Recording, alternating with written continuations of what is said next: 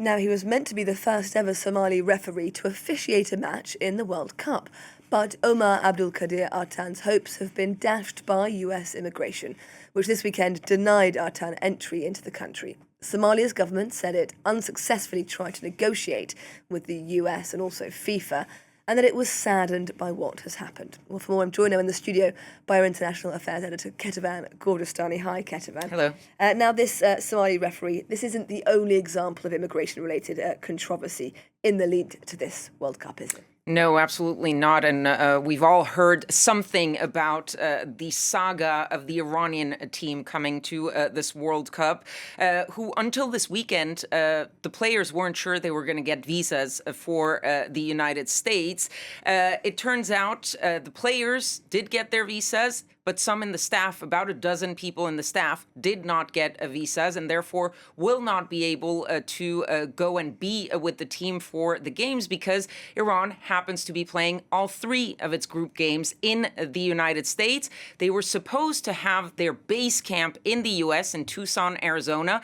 They eventually moved it to Tijuana, Mexico, which is a co-host of the competition, because they weren't sure that they were going to get those visas on time. So now the players will be able to sort of shuttle back and forth from the U.S. to Mexico for each of those games. Not exactly the best situation to be in when you're competing at this level. But it's not just the Iranians. The South Africans, they had to delay their departure to this competition because some of the players struggled to get their visas on time. It seems that they all did eventually. The Iraqi team also having some problems. The team photographer was refused entry on U.S. soil, while the striker of the team eventually got in, but that was after a 7-hour questioning at a U.S.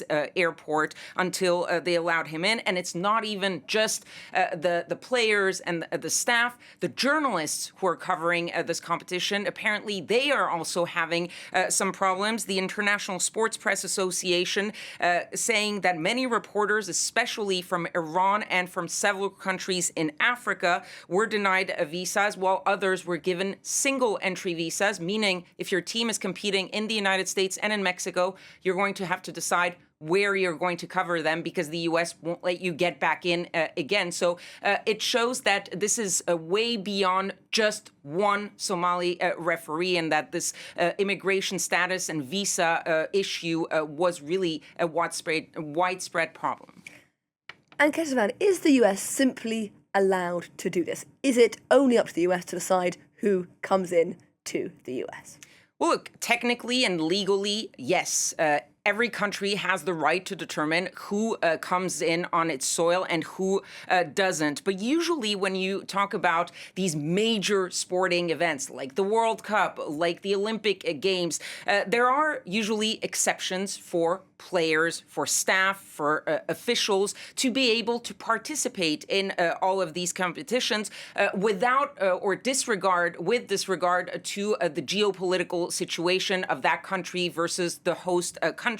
That's how, for example, you have North Korea that competes in the Olympics or in the Women's World Cup, for example. The reason for that is this ideal of sports being a unifying sort of game and that everybody should be able to compete. Of course, you've had countries that have been banned in the past from these competitions, but usually it's because FIFA, for example, has suspended a country. That's true of the Russians, for example, since the full-scale invasion of Ukraine. But in the case of this World Cup, this was actually supposed to be one of the criteria in order to be allowed to host the competition. Let's see what Gianni Infantino, the president of FIFA, said back in 2017 when they were giving out that competition. He said at the time, in the World Cup, there are many countries in the world, there are many countries who have bans, travel bans, visa requirement. It's obvious when it comes to FIFA competitions, any team, including the supporters of that team, need to have access to the country. Otherwise, there is no World Cup. At the time, Donald Trump was already in office, and he already had a version of his travel ban that is currently in place. And that was Gianni Infantino's position about that travel ban. Then flash forward to last year, 2025, when concerns were growing about whether or not the United States would let everyone in.